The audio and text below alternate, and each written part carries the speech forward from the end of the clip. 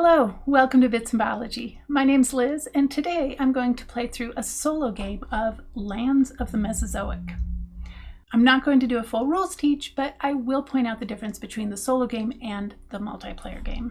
Lands of the Mesozoic is a hand management and set collection game for 1 to 4 players that plays in about 30 minutes per player. And in Lands of the Mesozoic, you are creating and managing your own Mesozoic ecosystem using 3 main types of cards that are symbolizing basic trophic levels. And this is producers, herbivores, and carnivores. All 3 trophic levels need to be balanced for the ecosystem to be sustainable in the long term, and that's really the most fun part of this game. However, competition between species and the shifting nature of the surface of the Earth, they're going to come up with surprises. They will trigger extinction events of animals and habitats that are going to open up niches for new species, and those species can then spread. And in the end, after you play several rounds over the span of 3 periods, the person with the most points will win the game. Let's go down to the table where I'm pretty much set up for a solo game of Lands of the Mesozoic.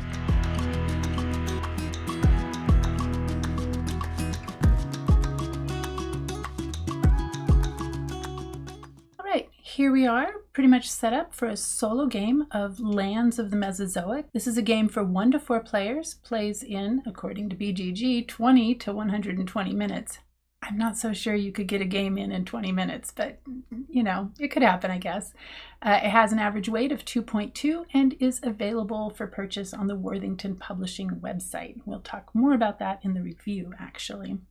And so in this game, you are managing an ecosystem that takes place in the Mesozoic. So this is 252 to 66 million years ago. The Mesozoic era consists of 3 periods, the Triassic, Jurassic, and Cretaceous. In this game, each of those periods is represented by 35 different animal cards, 21 different herbivore cards, and 14 different carnivore cards. However, even though the period for each animal is indicated on that card, that isn't going to impact our gameplay, but it is interesting. The cards are mostly dinosaurs, but they also show a handful of other types of animals that you're going to see. The game plays over 3 periods consisting of 7, 6, and 5 rounds respectively. After each of the first 2 periods, we will have a major extinction event where we will have to do something that we probably don't want to do. At the start of each round, we are going to draw a new period card. So you can see that this is basically the timer for the game. At the start of each round, we're going to draw one of these cards. And so, for instance, at the start of this round, immediately all players will draw 2 land cards. That's great. And we have 7 of these cards for period 1. Then we have a major extinction event. We have 6 cards for period 2. So 6 rounds in period 2. Then we have another major extinction event. And then in period 3, there are just 5 rounds. And so, like I said, this is the timer for the game. To set up, what I did was shuffled all 3 of these decks. We have a deck for land cards, a deck for herbivore cards, and a deck for carnivore cards. I also placed out these goal tokens. If we were playing a multiplayer game, there would be 2 tokens for each of these goals. So these are called race goals. And in a multiplayer game, the top token would be worth 2 points, and then the bottom token would be worth 1 point. So there's only 2 tokens for each of these race goals. In the solo game, we just lay out the 1-point tokens. So as soon as I accomplish each of these goals, I can take that token. This first one is having 5 land cards in play. The second one is having 4 herbivores in play. The third one is having 3 carnivores in play. This one says I must use an extinct ability of an herbivore card. And this one says I have to gain victory points. It has to have that symbol on the card with a carnivore card. What you see here is the player board. It consists of 3 rows. I will put land cards in the bottom row, herbivore cards in the middle row, and carnivore cards in the top row. I'll talk about what the different symbols on the player board mean as we go through the game. Other things I did to get set up here. First of all, actually, to make this period deck, I shuffled up each period and then removed 2 cards from each pile of period cards. And so that allows for a little bit of variability from game to game. You're not entirely sure not only which cards will be included in each set of cards for each period, but we also don't know what order they're going to arrive in. The major extinction events, we only get 2 per game, but there is quite a large deck. I would show you the cards, but then that might give away to me what's in there, and I don't want to know. So we can take a look at all of these when I do my review. But there's plenty to choose from, so we get some variability there. And then likewise the goal cards. So I put 1 goal card here. In a multiplayer game, this would be the common goal. And then each player gets dealt 2 goal cards. We're going to choose one of these. So I haven't looked at those yet, so I'll choose those when I get started. So that's that. There's also these victory point tokens that we'll use throughout the game. And the game comes with these handy player aids. So these are double-sided. I just have 2 of them so I can see both sides at the same time. One of them tells me what I can do on my turn. Let's take a look at this in a moment. And then this is what happens at the end of a round. So that's called the passing sequence, what happens when a player passes. So in each round, if we were playing a multiplayer game, each player would take turns taking an action, and the actions that you can take are to either play a card from your hand, activate 1 or 2 cards that are already in play on your board, use the special action, though you can only do this once per round, and then finally, if you don't want to do any of those 3 things, you can pass. And then once you pass, you will do this passing sequence. We'll talk about this at the end of the round. So I think we are ready to get started. I'm going to start by choosing one of these 2 goal cards. So let's see what we have. A large carnivore hunter. This says that I get 3 points per large carnivore that I have at the end of the game. That's pretty good. Large carnivores tend to be worth quite a lot of points, but they also cost a lot of resources to be able to play. This says I get 2 points per card with a C, that stands for Cretaceous, at the end of the game. So this would be 2 points per animal that is based out of the Cretaceous period. So this is actually a tough choice. Think about this for a moment. While these are both good cards, I think I have the potential to earn more points if I do 2 points per card with a C. And so I'm probably going to regret this, but we're not going to go for this large carnivore hunter goal. So discard that, keep this. I'm going to put this up here. And then our common goal is I get 3 points per set of 2 cards that have an extinct ability at the end of the game. So that's pretty interesting. Now let's see, each player also gets dealt 3 land cards, 2 herbivore cards, and 1 carnivore card. So it's the same in the solo game. And in fact, the solo game is just like the multiplayer game. There really is no difference other than you only have 1 of each of these goal tokens. And I think that's it, actually. You don't get to cycle through the cards as much as you do in a multiplayer game, but actually I don't think that's a problem. I guess we'll see. This will be my 2nd time playing this solo. Let's see what we got. We have for our herbivores, let's take a look at that first. And we'll take a look at these cards. So we have a Saltosaurus and, oh, please forgive my pronunciation, Corythosaurus. This one's medium, this one's large, and this one's worth, so let's take a look at this card actually. The Corythosaurus requires me to have a forest and a prairie available, so that's the habitat that it needs. It's worth 2 points at the end of the game. This is a medium, so this is noted up here, the medium, and the medium size is also noticed down here. Oh, look, this one has a C. That's great, because remember our goal, we get 2 points per card with a C at the end of the game. And its ability is noted here in the bottom left. I can exhaust this card, in order to extinct this card, and that's what we're looking for. Wow, this is a really great card. And it only costs me 1 card to play. So all of these cards are multi-use, or I guess dual use. You can either play them or you can use them to pay to play for a card. And so the card's cost is noted in the top left corner. And for the animals, the herbivores will have a habitat requirement. So these are land cards that you have to have available unexhausted in the bottom row here. And the carnivores will actually usually require some configuration of herbivores that you have to have available and unexhausted in the herbivore row. Some of the large carnivores actually also require a small carnivore, which is pretty interesting. Other than that, the card anatomy is pretty much the same. The land cards are a little simpler. Some of them don't have abilities at all, and they will indicate what type of habitat they are. There's 5 habitats in the game. They are forest, prairie, dry land, water, and wetland. This one is the wetland type, and you can also see that by the symbol here in the bottom right corner, and this costs 1 card to play. This lagoon is a water habitat. This has an ability where I can exhaust this card in order to extinct it, and what that means is I would discard it to my extinct pile over here. These would still count towards any end game goals and points at the end of the game. And when I extinct this card, I can draw 1 of each card, a land, an herbivore, and a carnivore. This one, the cycad forest, lets me exhaust this card in order to draw a land card. These are great cards to have at the start of the game because they allow you to accumulate cards to try and find what you need to, for instance, play some herbivores. So let's see, I have, that's a small carnivore, that's pretty good. You can see that this large herbivore has quite a high habitat cost. This medium, ooh, both of these are, wow, all 3 of these are C. That's, then they all have an extinct ability. Oh my, I swear I did not set this up.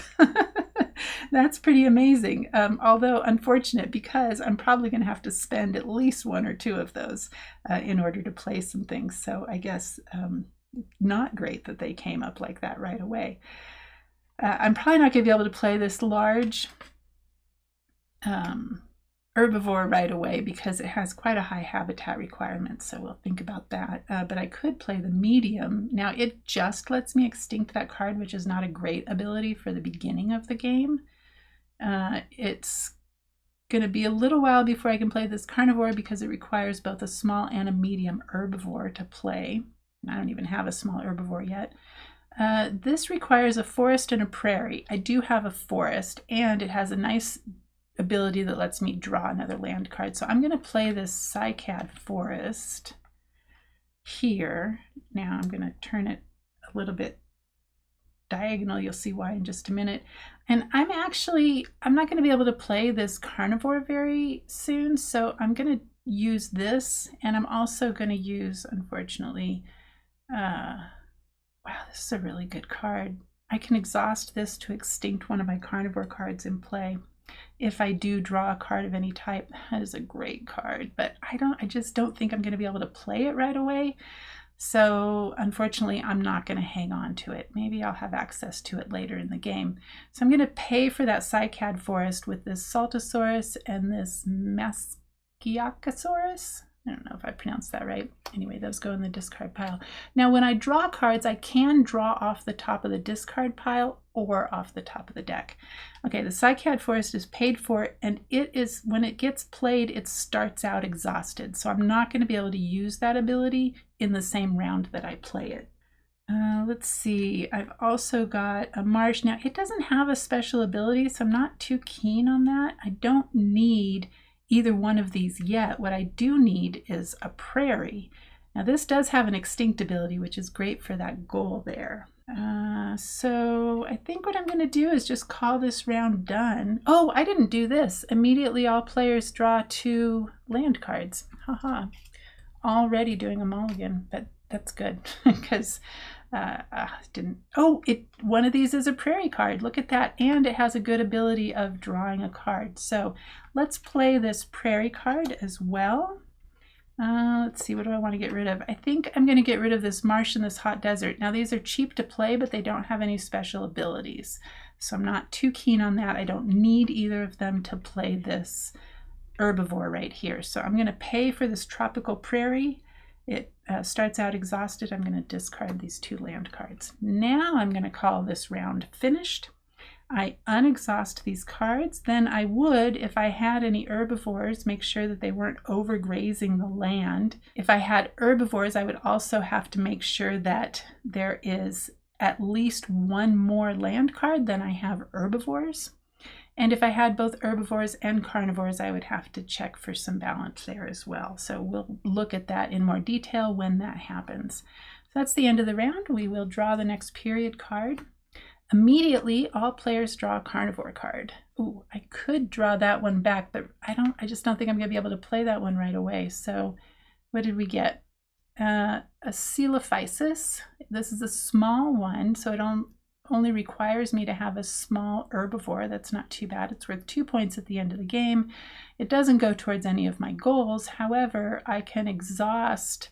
When it says to pay a habitat type, what that means is to exhaust that card. So I can exhaust a forest and a prairie in order to gain 1 point. So put that there. All right, now I think what I'm going to do is, do I want to play this Corythosaurus? I won't be able to draw. Yeah, let's just do it. I'm going to play. Now this is medium, so it has to go here. You can see that in each of these spaces for my animal cards, this one, it has this P1, which means that it has to be period 1 or later. So I can play herbivores in period 1 to here and carnivores to here. In order to play an herbivore here, it has to be at least period 2. And up here for the carnivores, we have a period 2 requirement here and a period 3 requirement here.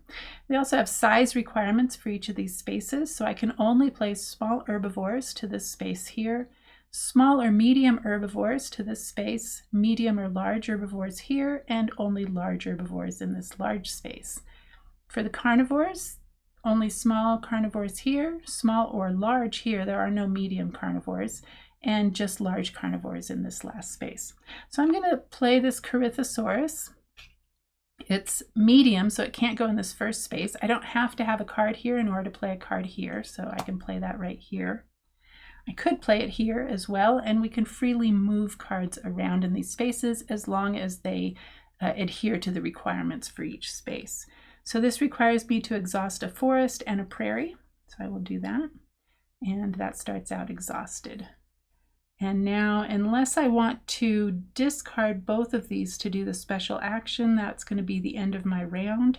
And I kind of like that this has an extinct ability, so I'm still looking at playing that lagoon at some point. So I'm going to call that the end of the round. Unexhaust my cards. Now, I have to first, let's take a look at this passing sequence. So I unexhaust all of my exhausted cards.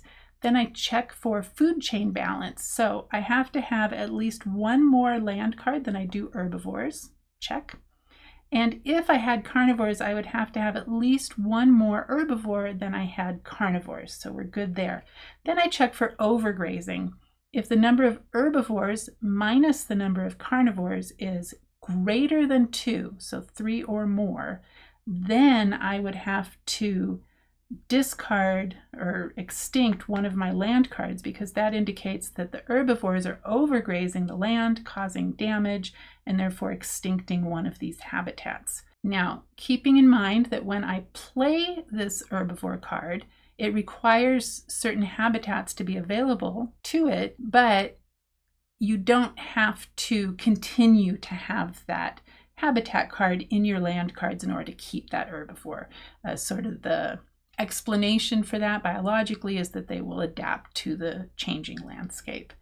Okay, so we have checked for balance, trophic level balance, and overgrazing, and we're all good. So now we will turn over the next period 1 card. Ah, lovely. Immediately, all players draw 2 land cards.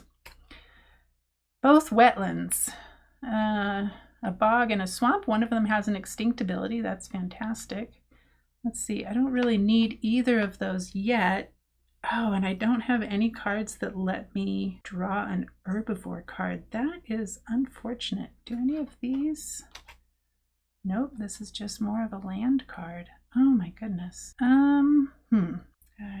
These both have extinct abilities. You know what? Maybe I play either the lagoon or the bog. And it doesn't really matter right now because I don't currently need either one of these, so to me they're equal as far as necessity goes. They both have extinct abilities, and they'll let me draw one of each card when I exhaust it, but it's a one-time ability because of that. So I'm going to discard this Swamp and this Coelophysis in order to be able to play, let's play the Wetland, the Bog. So this starts out exhausted, and we have paid for it, so we're good there. And I will exhaust my Tropical Prairie in order to draw a land card. Probably should have done that first. And I will exhaust my Cycad Forest to draw a land card. So I have shrubland. Oh, look. Oh, okay, I should have done that before I played that bog, because the shrubland lets me exhaust this card to draw an herbivore. Oh well, I don't have enough cards currently, so we're out of luck there. Okay, so that is everything I can do unless I wanted to play either the conifer forest or the lagoon, and I don't want to get rid of the shrubland, so we're good. All right, unexhaust those, check for balance, we're all good. We'll turn over the next period card. Oh, fantastic! Immediately all players draw an herbivore, that's what we need. A Lotosaurus, this is a medium herbivore worth 2 points at the end of the game from the Triassic period. And it does have an extinct ability, so that's pretty awesome. Although, I will say, I would prefer it had an extinct ability that gave me stuff, like this one does. It requires a dryland habitat and a wetland. So we already have a wetland, we don't have a dryland habitat. We discarded one of those earlier. Okay, so we do have now that's a medium one as well. It could only go here if we played that, but we can't play it yet because we don't have the right cards. So I don't want to extinct this wetland yet because I might need it for that herbivore there. So I'm going to exhaust my Tropical Prairie to draw a land card, get a Cycad Forest, and I'm going to exhaust this Cycad Forest to draw a land card. Now this is a good time to point out that I don't think, I'll have to double check this, I don't think you can play two of the same card onto your player board, so I don't think I would be able to play that Cycad Forest again. Okay, actually I could find nothing in the rulebook that prohibits you from playing the same card, so I must be thinking of a different game. So you could, I think anyway, unless I missed it, you could play two cards of the same type. I guess thematically that makes sense. Next, I think, let's see, do any of these, that's an extinct, this prairie, but I've already got a prairie, but it lets me draw an herbivore card, which is great. I don't need any of these for my Lotosaurus. You know, I am actually going to play this lagoon. I don't already have a water habitat. It has an extinct ability, and when I extinct it, I can draw one of each card, and I kind of like that. So we're going to play that lagoon. It's going to cost me 2 cards. I'll discard this conifer forest and this lake. That enters exhausted already. I don't want to exhaust this wetland because I would have to extinct it if I did. And so I think that is going to be the end of, yeah, I think that's going to be the end of my round. So unexhaust these cards, check for balance, got that, and turn over the next period card. During this round, players may, oh, wish I'd known that was coming. Players may play 1 land card with a discount of 2. That's great. It doesn't, unfortunately, I can't draw cards, so that's not great. Let's just draw another land card, I guess. I might have to extinct one of these. Oh, Ginkgo Forest lets me draw an herbivore card. Oh, that's, and then I will exhaust this Tropical Prairie to draw another land card. Another extinct ability, Mountain Prairie. Okay, let's think about this. I think I need to play this Ginkgo Forest because it lets me draw an herbivore, and I need to get herbivores. I don't want to exhaust these yet until I know I don't need them. So let's play the Ginkgo Forest. Yeah, and I need a dryland habitat for that Lotosaurus. So I'm gonna, oh, wait. During this round, players may play 1 land card with a discount of 2. Fantastic. So we're going to play this Ginkgo Forest, even though I already have one. And what are we going to pay? We only have to pay 1 card. So I'm going to pay this Cycad Forest. All right, that enters exhausted. I don't want to get rid of these yet, so I guess we'll call that the end of the round. I can't play any more cards than I have room for. So I can't play any more land cards until I get rid of some land cards and turn over the next period card. Immediately, all players draw a carnivore. I wish that was an herbivore. Ooh, it's a large one. This requires 2 medium herbivores to play. When played, I gain either 1, 2, or 3 points for either 2, 3, or 4 herbivore cards in play in my ecosystem. So in other words, if I had all 4 of these herbivore slots filled, I would get 3 points when I played this. If I only had 2, I would get 1 point. If I only had 1, well, that wouldn't be possible because you need at least 2 to play this card from the Jurassic period. All right, well, I'm not going to be able to play that. Oh wait, these are both medium. Oh, interesting. I don't have a dry land habitat. Okay, so let's exhaust. Oh, let's exhaust this ginkgo forest to draw an herbivore. Here we are. Oh, a large one. Oh goodness. At the end of the game, this card is worth 1 point per wetland attribute in played cards, so it would have to have the wetland symbol over here on the right-hand side. So basically any of these wetland habitats. And it would cost me, well, I would have to have in my land cards a prairie and 2 wetlands. I only have 1 wetland right now. That's a large herbivore. I guess we will exhaust this cycad forest to draw a land card. Conifer forest. Oh goodness. I'm hoping to draw something that would let me replace these because I can extinct these to draw 1 of each. So I guess we'll just exhaust our tropical prairie to draw another land card. Oh, look, this one's a wetland. Okay, so what we will do, oh, that requires 2 wetlands. Oh my goodness. You know what I think I'm going to do? I'm going to take the special action. I'm going to discard these 2 cards, the shrubland and the conifer forest, in order to, what am I going to do? I'm going to draw, I could either draw 1 herbivore or 2 land cards. I could also draw carnivore or extinct something, but that's not what I want to do. I'm going to draw 2 land cards. Oh, bummer. I was hoping one of them would be a dry land habitat. So I got a temperate prairie and a cycad forest. Now, unfortunately, you can only do that special action once per round. So I can't do that again. I don't think there's anything else over here I want to play. I don't yet want to exhaust these. So we'll call that the end of the round. I have plenty of land cards for my single herbivore, so we'll call next period. So this is the last card in period 1. Ah, this is great. Immediately all players draw 1 herbivore. I got a Rhynchosaurus. I can see how it gets its name. Look at that big snout. It needs a prairie and a dry land habitat, and then it allows me to exhaust it to pay 1 card to draw a carnivore. It's from the Triassic. It's worth 2 points at the end of the game, and it is a small herbivore. It's our first small herbivore we've seen. I don't have what I need to play it, so I think we're going to exhaust this ginkgo forest in order to draw an herbivore. Giraffatitan. Giraffatitan. That's great. Oh, I have what it takes to play this. Yeah, and I can play it. Once per round, if you play a card with a prairie cost, gain a point. That's not too bad. Maybe we'll have to play this one. We do have a major extinction event coming up, and very often the major extinction event causes you to discard cards. So either 6 or fewer, usually. I don't know if all of them do. I can't remember, but we should probably try to get this down to 6. Giraffatitan. Well, let's play this. So it's going to cause me to exhaust a prairie, a forest, a prairie, and a water.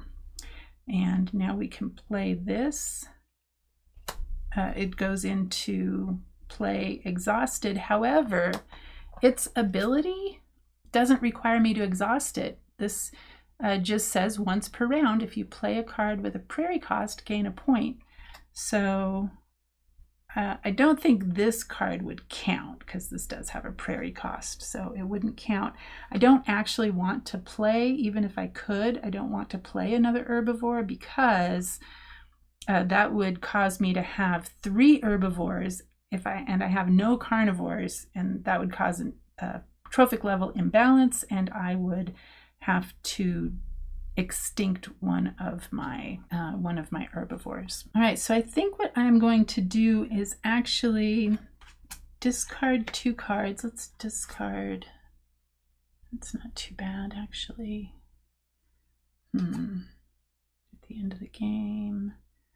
No, this one's, I don't think I'm going for this one. This one's not too bad. Let's see. Let's discard this herbivore and this temperate prairie in order to do the special action. So discard that, and we're gonna draw, what are we gonna draw?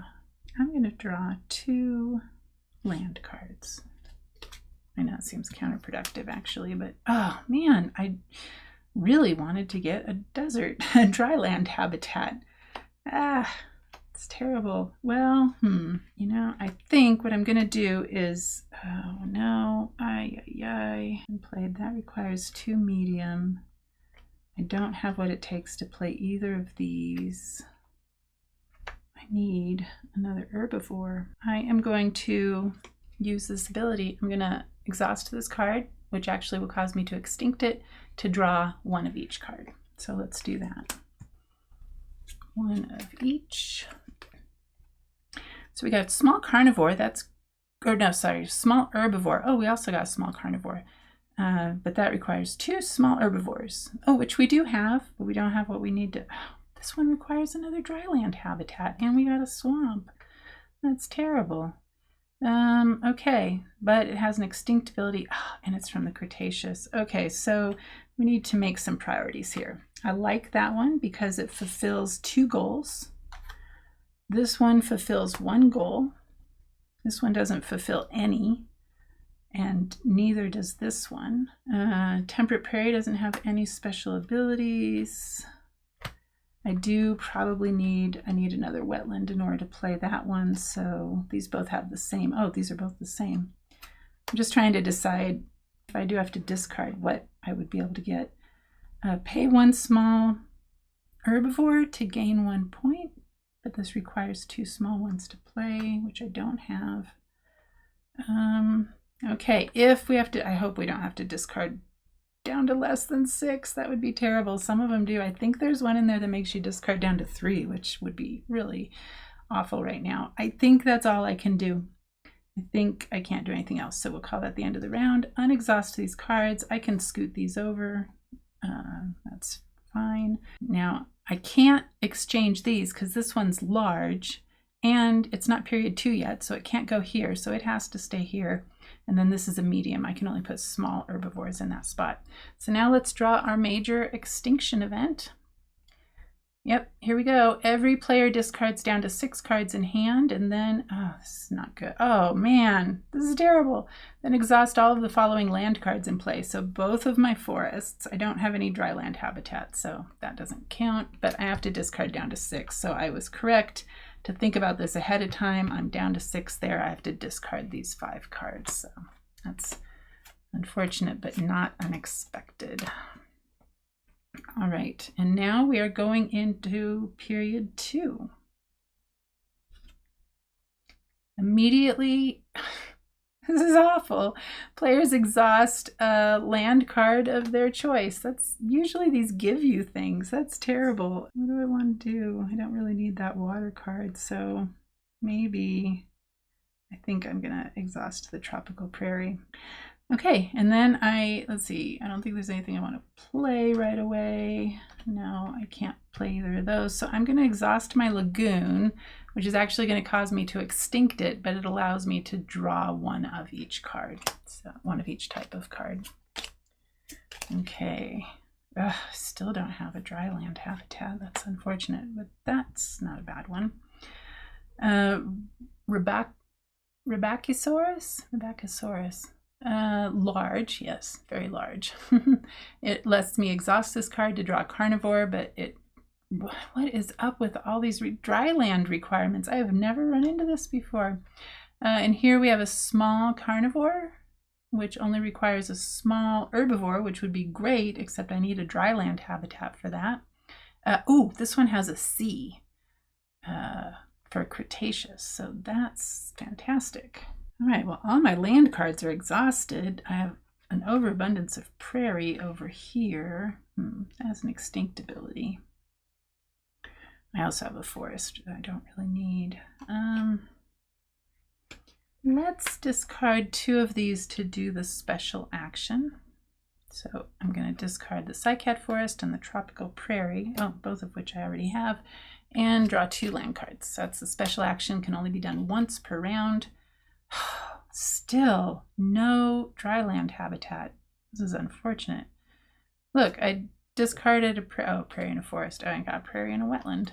Okay, well, I like this one because it has an extinct ability. These other ones I'm ambivalent about. All right, well, I think that's all I can do this round. I don't want to play any of these. I'm trying to put dry land habitat here. I have currently 1 more. I forgot to check that at the end of the last round, but luckily we're good. We have 2 herbivores and 3 land cards, so we still don't have an imbalance. Now we go into our next round. Immediately all players discard 1 card. Man, these period 2 cards are horrible. Well, shoot. I guess I will discard this tropical prairie. All right, and now, and unexhaust these, right? I forgot to unexhaust those.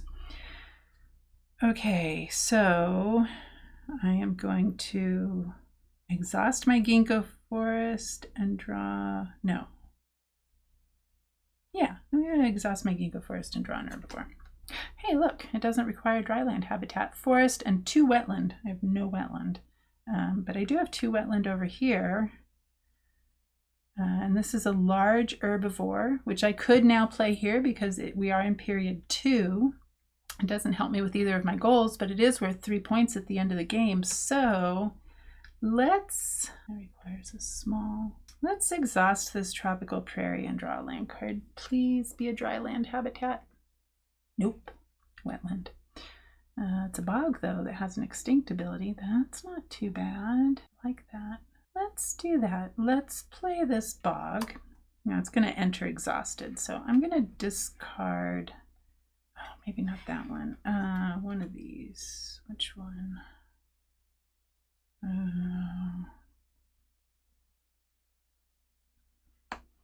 Springs. I'm going to discard the shrubland and the springs in order to play this Asanosaurus. And oh wait, no, not yet. I have to play another wetland. That's what I was doing. Okay, I'm going to pay 2 cards to play this wetland.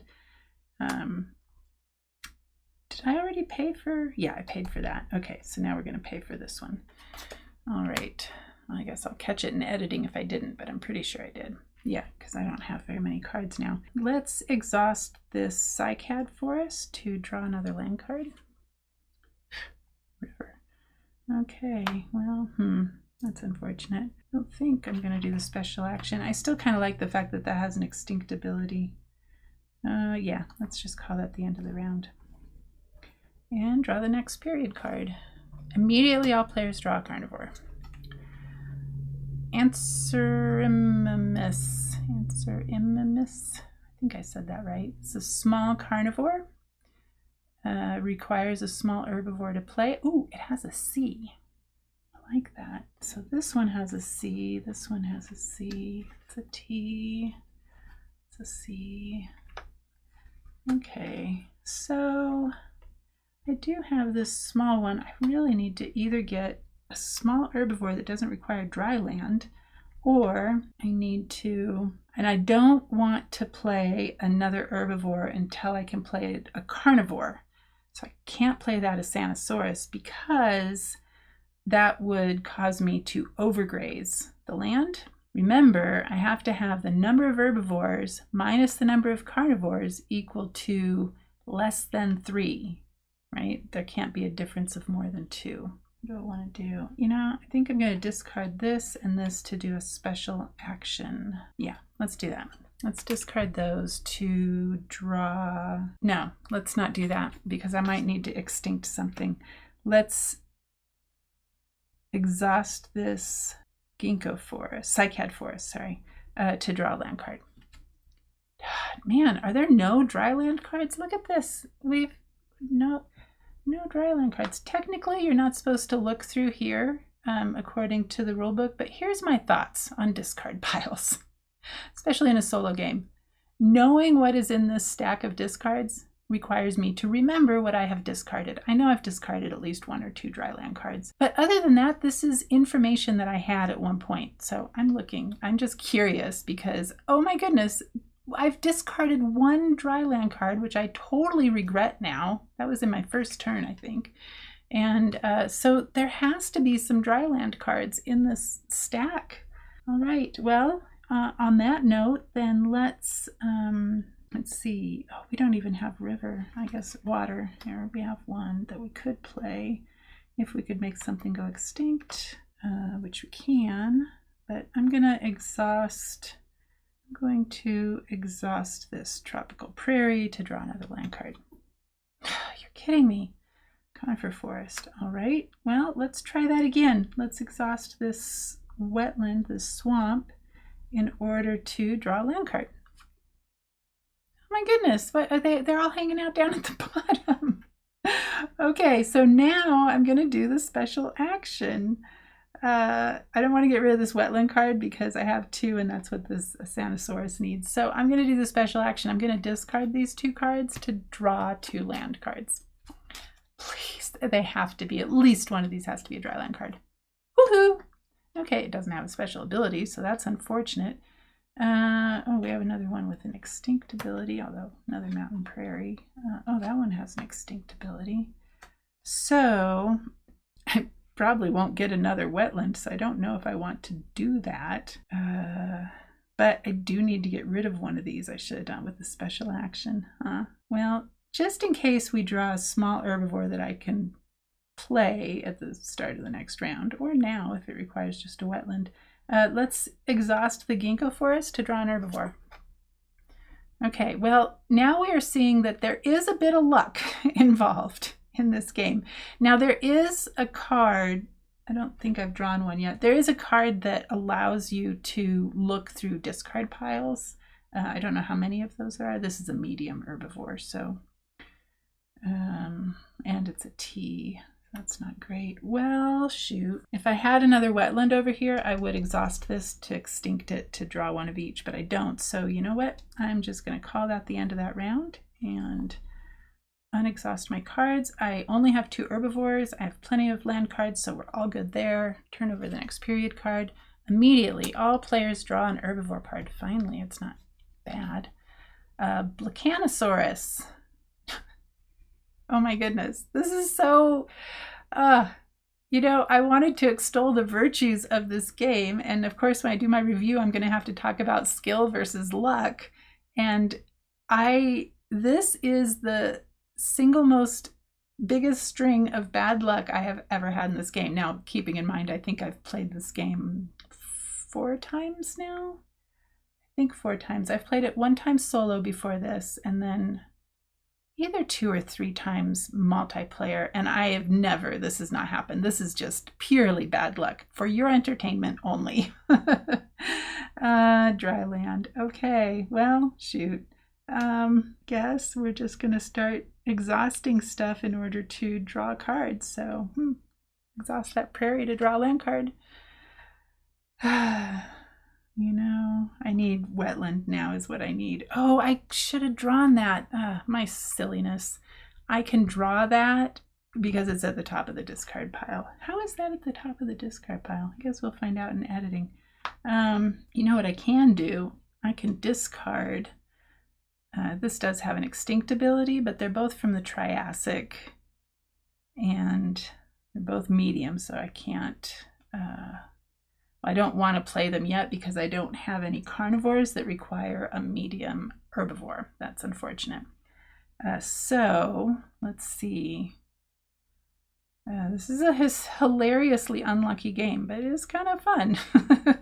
I really enjoy this game. I think what we're going to do is discard these 2 cards to draw 2 land cards, and one of them I'm going to draw is off the top of the discard pile, which is why I couldn't discard any of these land cards, because I would have to discard and then draw. So we're going to draw this wetland card. You'll see why in a minute. And I'm hoping this is a dry land card. Nope, of course it's not. Okay, here's what we're going to do though. Man, I have a lot of cards. How many more periods? Ooh, we only have 2 more rounds in this period. Okay, I am going to exhaust this bog. It's a wetland, but it's going to allow me to extinct it in order to draw 1 of each. So let's do that. Of course, it's not a dry land card. All right. We have a, oh, look at this. We have a small, this is great. And, oh, hey, we finally got some good luck. We have a small herbivore, and look, it looks like a flying squirrel. I used to volunteer at a wildlife rehab facility and in North Carolina, and we would occasionally, only very occasionally, get baby flying squirrels, and oh my gosh, I have never felt anything so soft. Incredible. Okay, so this requires a forest and a wetland to play, which I have not yet exhausted, which is great. So that's fantastic. The other 2 cards I drew, a Dilophosaurus, also small. Ooh, this one requires 2 mediums from the Jurassic. It's a small, I do have 2 spaces for small carnivores worth 3 points at the end, and then a wetland. Okay, I have an overabundance of, yeah, oh good, you can't see them. I have an overabundance of these land cards. All right, so now I can actually play, I'm gonna play this small herbivore. It's gonna cost me forest and wetland. The question is, which forest do I want to? I'm gonna exhaust this forest and this wetland in order to play this, and it's gonna cost me a card as well. So let's see. What are we gonna do? I'm gonna discard this marsh. No, wait, that would be silly. What do I have an overabundance of? Fern forest? No, that has an extinct ability. Definitely not the dry land. I guess we'll discard one of those rivers. So that's to pay for a myopatagium. And that, remember, gets played exhausted already. And that's going to let me play one of these small carnivores. So, let's see. This one allows me to, so both of these have a C. This one's worth 2 points at the end of the game. This one's worth 1 point at the end of the game. So far this one's doing better. This allows me, however, just to exhaust 2 prairie to gain a point, which is pretty nice. This one allows me to pay 1 card to draw a carnivore. That could be very useful. Let's do that one. Okay, we're going to play this Answer Imimus. It'll cost me 2 cards to play. So what do we want? Maybe the, oh no, that has an extinct ability. Not the desert. I don't think the wetlands. Maybe the, oh.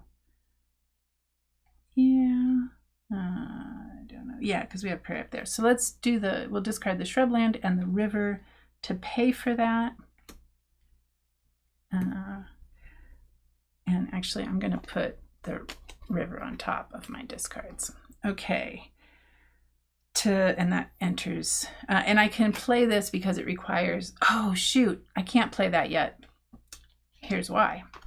It requires a small herbivore, which I have, but that's exhausted, and in order to play this, I have to exhaust the small herbivore. So we will play that next time. All right, I'm not going to do that. I didn't do that. So I guess we can, turn these back up because I didn't. No, I used those for the herbivore. Okay, we're all good. I will exhaust this cycad forest in order to draw a land card. Boom. Oh, look, semi-arid desert. That's great. Let's play that. Semi-arid desert. It's going to cost me 3 cards, but it'll allow me to draw an herbivore. So we will pay for that. How about with these 2? And, oh, that's another good one. Small carnivore. Large herbivore. It's going to be forever before I could play that one. Let's see. I have 2 large herbivores, and only have, well, I already have a large herbivore. 3 points versus 4 points, T versus C. Okay, let's pay with these 3 cards, the Blacanosaurus, shrubland, and a river. Okay, and that is my semi-arid desert is now in play. Oh no, I need to have a carnivore because right now I have 3 herbivores. I should not have done that. Oh dear. Well, I have a medium and a large. I need a way to get more carnivores. Let's see, which one of these? I don't necessarily need this one. That's a J. These are C's. That's a C. We'll keep our C's over here, Cretaceous animals. I think what I'm going to have to do is discard the Dilophosaurus and the Asanosaurus. I want to discard that. Yeah. I'm going to discard both of these to do the special action. Whoops, not there. Oh, yeah, we'll do that. Okay, I'm going to draw 1 carnivore card. That's a small one. Requires a small and a medium. Bummer. Look through the carnivore discard pile and choose 1 card with a exhaust ability, and then I get to use that exhaust ability and then extinct this card if it's still in play. And I don't have to pay for that. That's a really good one. Actually, I'll probably do that on the next round. And it's got a C. And it's got an extinct ability. Wow, that's a great one. Okay, so I still need another carnivore, but I don't think there's any way for me to get it. So I'm going to have to extinct one of these. That's unfortunate. All right, well, we're going to call that the end of the round. I think I've done everything I can do. So we unextinct everything. And now... So I unexhausted all of my exhausted cards. I have to check for food chain balance. So I do have more land cards than I have herbivores, so that checks. But then when I check for overgrazing, my number of herbivores minus my number of carnivores is 3. And so I have to extinct one of my land cards in play. Uh-oh, this is going to turn out terrible. What do I want to extinct? Probably this cycad forest. We'll extinct that one. Okay, but get this. This is terrible. Okay, so now I check again for a food chain balance. I'm fine with food chain balance. All right, so here is the way that it works. So I checked for overgrazing, and I extincted one of my land cards for that. Then you check for food chain imbalance again, but you don't have to then check for overgrazing again. So I do still have at least 1 more land card than I do herbivore cards, so I'm good. But if I don't play at least 1 carnivore card or extinct one of my herbivore cards in the next round, I'm going to trigger overgrazing again. So overgrazing only gets triggered 1 time. All right, so now we go into the next round, our penultimate period 2 card. During this round, players may play 1 land card with a discount of 1. That's great because I'm missing a land card now. So the first thing I'm going to do is I'm going to play this Deinonychus, I think I've said that right, because I like its ability. Now I have to play it. It starts out exhausted, so I won't have access to it till the next round, but it lets me look through the carnivore discard pile and do one of those exhaust actions that are in there at no cost. So this requires a small and a medium herbivore, so I need to exhaust both of those. Okay. Oh, I just realized, oh, but I played this one first. So we have to remember cards costing a forest resource require 1 less to play. So 1 less card to play. All right, so we've done that. That's in play. And now I think I need to play another land card over here is what I want to do. I can't play either one of these carnivores. I don't want to play another herbivore because then that will cause me to have another overgrazing situation. So we don't want to do that. That would not be great. So, however, we don't have a river. Oh, look at that. I discarded that. That was so silly. Okay, well, let's get that back because we need to get that back for this Kumbarasaurus. Let's exhaust. Oh, that lets me draw an herbivore. let's exhaust the wetland and draw this river card, because I get to draw a land card. And then I'm going to play this river card over here. Starts out exhausted. It's going to cost me two cards, but I get to play one land card with a discount of 1, so it's only going to cost me 1 card to play. And I'm going to, for as much as I was looking for wetlands earlier, we don't need them so much anymore, so I'm going to discard that. And let's see, now let's exhaust this ginkgo forest. Man, I need another carnivore is what I need, or another small herbivore, but I'd need to extinct that, and that's already exhausted. So, man, this one lets me draw carnivores. Oh, this one, did we look at this when it came out? This one lets me extinct it and then draw an herbivore card of my choice from the discard pile, so that's great.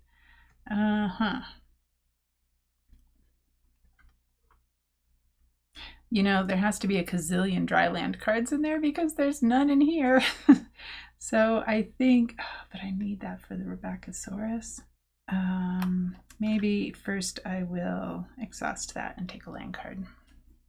Nope, just another marsh. Okay.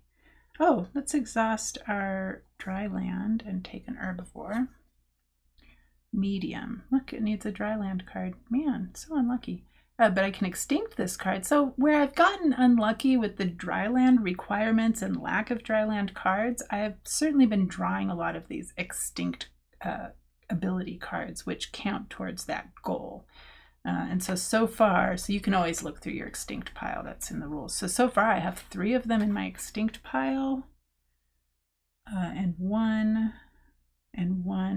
in there. So now I have 2 sets, so that's already 6 points there. And for my C goal, I have none in my extinct pile yet. What do I have here? 1, 2, really just 2. I have a whole bunch over here. Okay, so this is a medium one. I don't have any place to put this right now, but I will next round, and you'll see why. Okay, so I guess we're going to exhaust the ginkgo forest and draw another herbivore. We get a Shringosaurus. That's a cool looking dinosaur. It allows me to exhaust it to pay a forest to draw a carnivore. That's pretty good. We need that. It only costs a river and a forest, which I have both of those. They're exhausted right now, so wouldn't be able to play that until next round, but that's pretty good. It doesn't count towards any of my goals, but it does give me some additional options, so I like that. I've exhausted everything I can. Do I want to do a special action? That's a good question. You know, I think for as hard as I've been trying to get dry land cards, I'm just going to call that the end of that round. I was thinking of doing the special action, but I don't think I'm going to. So we will unexhaust these, and now we don't have an overgrazing problem. That's great. So we check first for the trophic level imbalance. I call it a food chain imbalance, but I'm going to call it a trophic level imbalance. So we have more herbivores than carnivores. That's great. I have more land cards than herbivores, so that's great. And when I do herbivores minus carnivores, that's only 2, so no overgrazing. So this is the last card in period 2. This round, oh, the special action has no cost. That's great. Okay, so what I want to do, I think, is, what do these do again? Pay 1 to draw a carnivore. I like that one. Yeah, that's not a great one right now. Okay, so let's play this other carnivore, and I'm going to have to exhaust that Myopatagium and pay 2 cards. So we'll pay these 2 cards, and that starts out exhausted. That's going to let me play another herbivore. So, oh, but these are all, I do have 1 large, but I don't have enough habitat for that one. So I could play one of these medium ones. This one lets me exhaust my forest to draw a carnivore. This has an extinct ability. It's actually a really tough choice. This says once per round, if I play a card with a prairie cost, which I do, I could play this one. Yeah, let's do, well, oh, that lets me draw a carnivore though, and I definitely need carnivores, so let's do that. Okay, so I'm getting ahead of myself. We're going to extinct this Corythosaurus. Remember, I can exhaust it to extinct it, right? So exhaust it in order to extinct it, and that's that. That frees up this space for me to play the Shringosaurus, and oops, that starts out exhausted. I need to exhaust my forest and my river, my ginkgo forest and my river, and that starts out exhausted, and it costs me 2 cards. So I want to pay this. Oh, it does count towards 1 goal. What do we have over here? Wetland. Do we need this one? It is a C, but it doesn't have an extinct ability, and it's a small one, and I don't have space for a small one right now. Oh, I will in a minute. However, let's just discard these 2 cards to pay for that Graphititan. I'll do that. Okay. Or not the, yeah. What am I paying for? Oh, sorry. Paying for the Anserimus. I guess I'll find out in editing. I know I had to pay 2 cards for something. Ooh, it's almost lunchtime. I'm starving and I'm getting tired. A little slap happy. Okay, let's see. I can exhaust this to look through the carnivore discard pile and choose 1 card with an exhaust ability up, and then I don't have to pay for it. So at no cost, I can use that ability, and then I will extinct that card, which is still going to be fine for my herbivores. It won't give me an imbalance. So let's do that. This lets me pay 2 prairies. I can pay 2 cards to gain a point. Pay 1 card and exhaust a small. I can't do that. When played, that's not an exhaust ability. Here, I can exhaust a prairie and a forest. I can't do that. Extinct this card and draw 3 cards. Huh, that's great, because I'm going to have to extinct it anyway. Let's do that. Okay, so this has an exhaust ability that says extinct this card and draw 1 of each. This says that I get to use that exhaust ability and then extinct it if it's still in play. It's not going to be, because it's copying that ability. This just gets discarded, but that gets extinct and I get to draw 1 of each. That's great. This is a small. I'm just going to move it over here. Okay. Ooh, we got Gigantosaurus. It is indeed gigantic, and it's from the Cretaceous. It's worth 3 points at the end of the game. It says at the end of a period, gain 2 points if this card is in play. That's only going to happen. Actually, it's about to happen. And then it's going to happen again. Oh, can I play this one right now? Nope, because it requires both a medium and a large. Okay, let's think about this. And 3 cards. Let's see what else we got. We got a water hole, which is water. And we got an Omiosaurus? Omiosaurus? Omosaurus? I don't know. It's a large one. Does that require a medium or large? I have a large. I would need a medium. I can scoot this over here. I do have space for a medium, so let's see. Do I have a medium I can play? I do. Okay, so let's play this Yingshanosaurus. It's going to cost me 2 cards, so I'm going to play this Omosaurus and the water hole. So that's the 2 card cost. I have to exhaust a prairie and a dry land.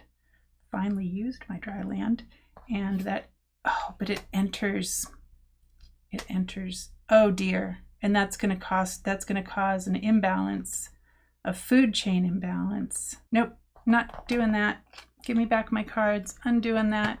Give me back my, oh, but we're about to have a major extinction event. Oh my goodness. And oh, whoops, which ones did I exhaust? Dry land and prairie. Okay, we're rolling that back. We still like that card. It does have an extinct ability.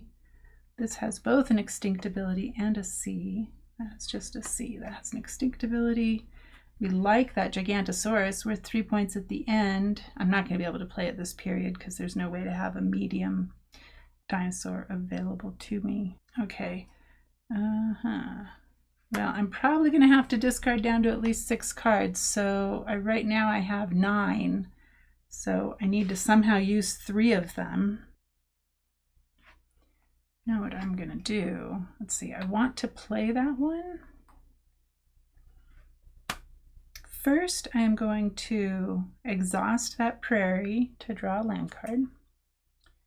Okay, there's a dry land card. Those are going to start coming up a lot. And then I'm going to exhaust this semi-arid desert to draw an herbivore. There's method to my madness, by the way. So what I'm going to do is attempt to play those two cards. So how can I do that? I think I'm only going to be able to play one of them. I'm going to pay 2 cards. I'm going to pay 2 cards to extinct. So this is a special action. I can only do it once per round. I'm going to extinct this tropical prairie. And then I'm going to play this this mountain prairie, because this has an extinct ability that I want for my goal. And that's going to cost me 2 cards.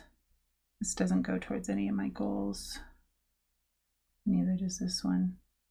Although, yeah, we'd rather play that one. Okay, so I'm going to pay these 2 cards to play that mountain prairie. Oh, hey, the special action has no cost this round, so these actually come back. So instead I'll pay these 2 cards to play that mountain prairie. There we go. Okay, and that starts out exhausted. That's going to let me draw a land card. A little counterproductive here. Okay, so I am, I should have played one of these, because then I could have extincted it and it would have gone into my pile, and now I'm just going to have to discard stuff. So that was actually a silly decision. So let's see. We got to get down to 6 cards at least. I don't know. Should we just turn over the major extinction event? There's nothing else I can do. I can't play any herbivores because I've exhausted all my land cards. I can't play any carnivores that I have. I only have the 1. And it requires both a medium and a large. This doesn't have an ability, so let's just see what our major extinction event is. Every player, discards down to 6 cards in hand, and then, okay, first we're at the end of the period. So, okay, I used to have an end of period card, didn't I? Don't remember. Might have been another game. Okay, so now, according to this, I'm going to have to discard down to 6 cards and exhaust my dry land and my river. That's unfortunate. Let's see, I don't need that. Let's prioritize things that count towards my goals and see what happens. That's 5 cards. And then this one. So do I really want to discard all these? Yep, I guess so. So we'll discard these, and then I'm down to 6. Okay, we are entering period 3, first card of period 3, first round of period 3. Immediately, players may pay 1 card to extinct any card in their ecosystem. I like that, actually. Yeah, either my forest or my mountain prairie. I have to pay a card to do it? But I like all my cards. Remember, I just had to discard down to 6. I don't want to do that. I kind of do want to do it, though. It will get me some points at the end, I think. Well, this one only counts towards 1 goal. This one counts towards 2. That one's worth a lot of points. That counts towards 1 goal. So which one of these is better? This one's worth 4 points at the end. And I get to gain a point when I play it. So let's pay this Yingshanosaurus and extinct this mountain prairie. I really want to do that. Yeah. Let's extinct the mountain prairie. Oh, whoops, extinct it, not discard it, extinct it. That's important because it'll count at the end of the game.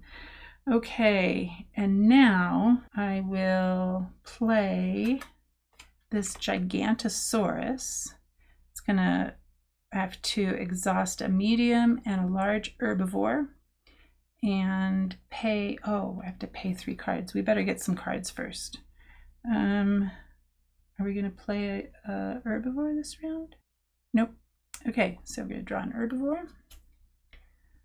A Shinosaurus at the end of the game. This card is worth 1 point per forest attribute in played cards. It's good, but it doesn't count towards any goals. And then we will exhaust this swamp to take a land card. Ginkgo forest. Okay, so now we can play this Gigantosaurus here. We have to exhaust our medium and our large herbivore, and it's going to cost us 3 cards. So I guess we'll do the... Oh.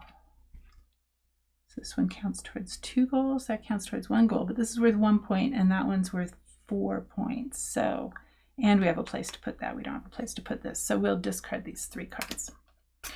Okay. I think that's all I want to do. I can pay 1 to draw a carnivore. Do I want to do that? I don't think so. Okay, we're good. We're going to call that the end of the round.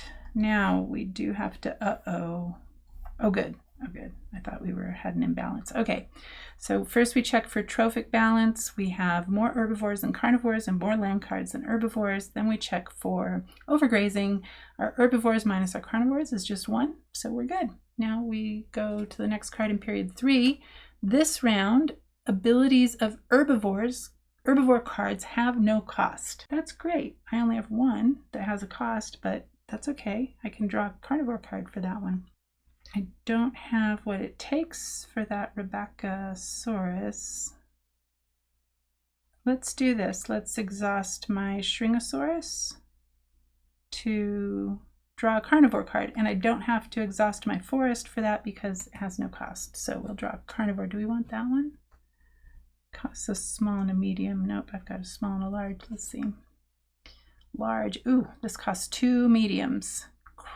Cryolophosaurus, an interesting head.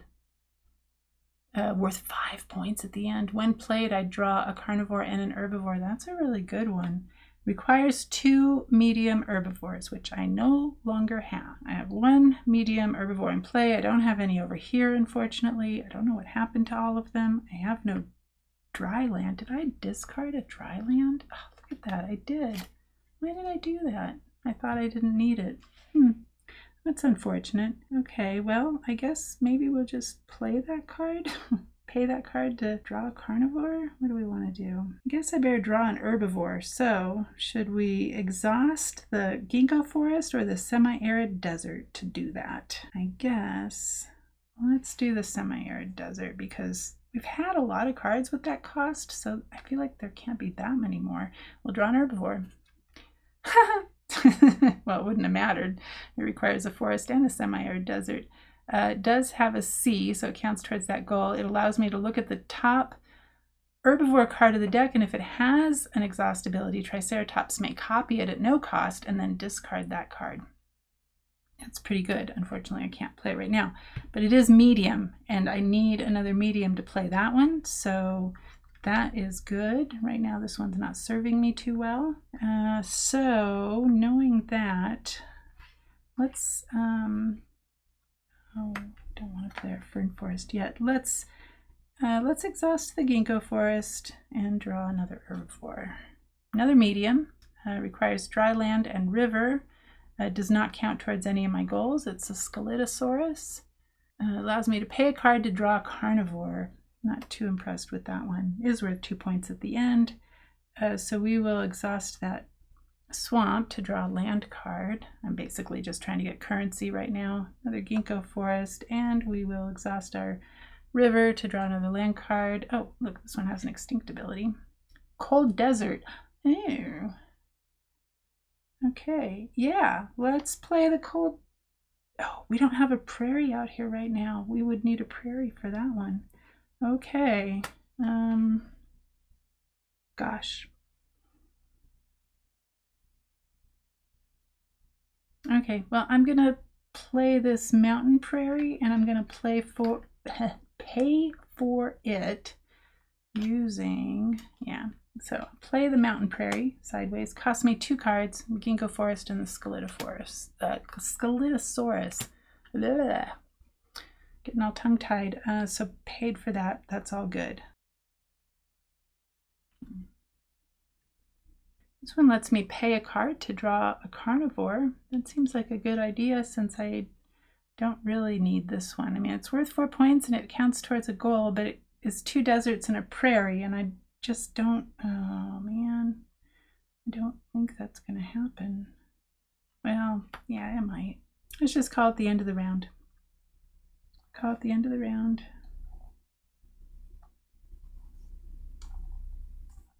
And unexhaust all our cards. Check for balance.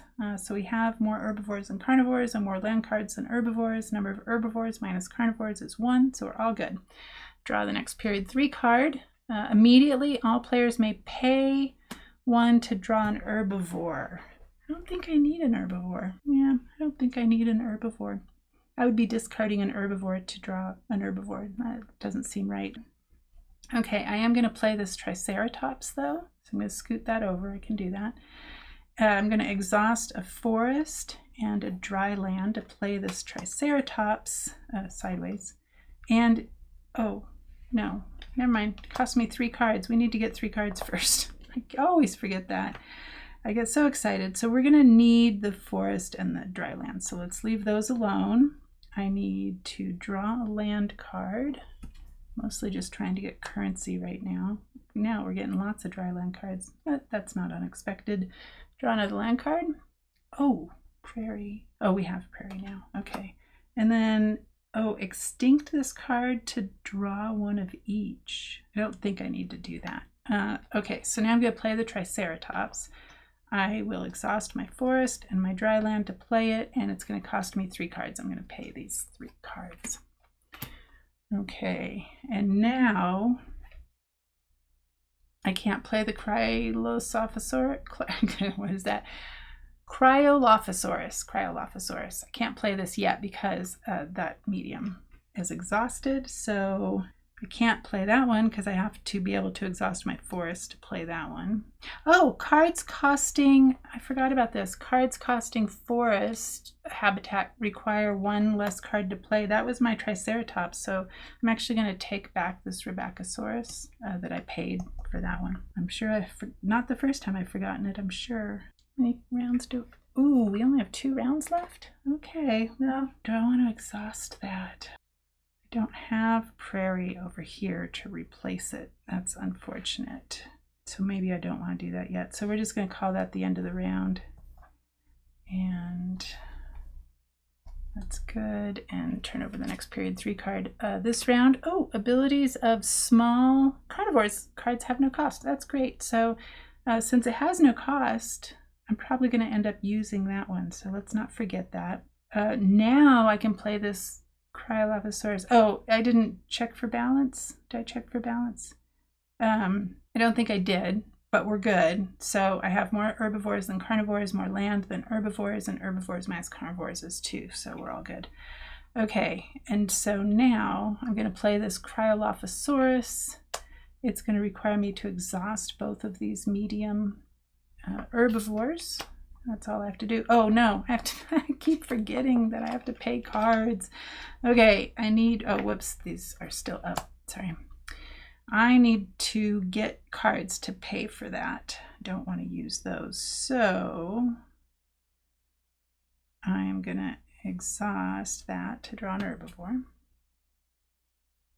Large Argentinosaurus. We're gonna exhaust our ginkgo forest to draw an herbivore.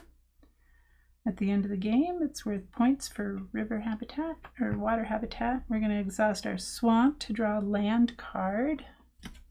Yep, we're expecting a lot of those to come up. And we'll exhaust our river to draw a land card. Basically, we're just trying to get currency to pay for, oh, whoops, that is not up there yet. And then, oh, don't exhaust that yet. We're good. Okay, so now we're going to play our Cryolophosaurus sideways, exhaust these, and now we have cards to pay for it. So now I'm going to use these 2. That would make it 3, and I could conceivably pay for that one. So let's do the Rebeccasaurus. So here's my 4 cards. It's an expensive dinosaur. Okay. All right. Now what? So we're about to go into the last round. I don't think I'm going to need this mountain prairie, so I'm going to exhaust this to draw one of each card. See what I come up with. Right now I'm full up. So let's see, we got more semi-arid desert, Lesumsaurus. Doesn't, oh, extinct this card. It's large, but I would have to be able to get rid of that one. Hespersuchus doesn't count towards any of my goals. So let's see. That requires a small. Don't have any extinct. Use 2 cards. Oh, I need 2 forest. Oh, so we extinct this, the mountain prairie. Okay, so that leaves this space for me to play my fern forest, which costs me 2 cards. So we'll pay this semi-arid desert and this Hesperasuchus. Wait, before we play the fern forest, let's do this ability. So we're going to exhaust this. We don't have to pay because it has no cost. So we're going to draw a carnivore card. What do we got? Large, requires 2 mediums and a river. Exhaust, it doesn't matter what its ability is because I can't play it this round. Okay, so now we'll play our fern forest. It goes in sideways and we will pay these 2 cards. All right, I think forest, those both require forest. That's pretty good. I think that's everything I can do. Yep. Okay, end of that round. So check for trophic level balance. We have more herbivores than carnivores, more land cards than herbivores, and then we check for overgrazing. Our herbivores minus our carnivores is 1, so we're good. Okay, last round. What do we get? This round, abilities of carnivore cards have a discount of 1 or a resource of any type. Wow, that's pretty great. Okay, I think we should use that right away. Oh, when I didn't do this. Cryolophosaurus, when played, draw an herbivore and a carnivore. So let's do that now. Didn't do that when I did it. What is this? Arizonosaurus requires 2 small herbivores. Extinct one of your land cards in play. I wouldn't be able to do that, but it counts towards that extinct ability. And so does this, actually. And this, oh, it has a C and an extinct ability. Is there any way to, we don't have any small herbivores, so we're not going to be able to play this one, but if I pay to extinct one of these, this one's worth 3 points at the end of the round. We could do this. I do have 2 mediums. Let's think about this. It would be nice to get this played, but I would have to extinct a card. So I think we can do this. Oh no. Oh man. I don't think I ever used this, but it's worth 3 points, so it's not a total loss. Question is there any way to play this one? It requires a habitat I have. It is a medium. I don't need that. Oh, I don't have space for it. I would have to extinct one of these mediums. Let's see where we're standing. So with the extinct ability, we have 1, 2, 3, 4, 5, 6. That's great. And then what do we have out here? 6, 7. So we have an odd number. This requires sets of 2. So is there a way for me to play one of these? Which one would be worth the most points? Because I'm going to have to pay 2 cards to extinct something. I don't have any room right now. Or extinct that, which I could do. So if I extinct that, I can't play that one, but I can't play this one unless I extinct something up here. So, and that doesn't fulfill my goal requirements. So in order to play, let's see, this one also counts towards this goal, the Cretaceous goal, and it cost me 1 forest. I would need to pay 2 cards to extinct something up here. because that's the, all right, I have an idea. Let's first exhaust this Triceratops to look at the top card of the deck, the herbivore deck. And it says, oh, this is great. Wow. If it has an exhaust ability, I can do it at no cost and then discard that card. Now, when they say no cost, they mean cost in cards or exhausting cards, not extinction. So this says I can exhaust it to extinct this card. This gets discarded. The Triceratops gets extincted. That's suddenly a verb, by the way, when you play this game. Okay, that's great, because now what I'm going to do is play. Let's see, which one do I want to play? Because I could play either one of these. This one doesn't count towards goals, but it's worth 3 points, but this one counts towards goals. So let's do this one. So we're going to play this one. That doesn't have any bearing. It does have a tree, so I have to exhaust my ginkgo forest, and this says cards costing a forest require 1 less card to play, so I only have to pay 1 card. It goes in sideways, so I guess I will pay. I don't think there's going to be any way for me to play this carnivore, so we will, oh, I put an herbivore over there, and discard that carnivore. That's great. So now I'm at an even number for this goal. I just realized I haven't looked at any of these, so we'll look at that. And actually, now's as good a time of day. Have 5 land cards in play. Check. Have 4 herbivores in play. Check. Have 3 carnivores in play. Check. Use an extinct ability of an herbivore card. You know, I don't think I've... Okay. Technically, I used the extinct ability of this card. I'm going to need to look that up and see if it has to be in play. So it says use the extinction ability of a played herbivore card. So that wouldn't count. Let's just double check and see if I used any of that herbivores. Oh, yeah, I did. Extinct this card. Okay, so I did do that at some point. Did I gain? I haven't done that yet, but I will do it. So I haven't used that with a carnivore, I don't think. I don't think I've extincted. Nope. Okay.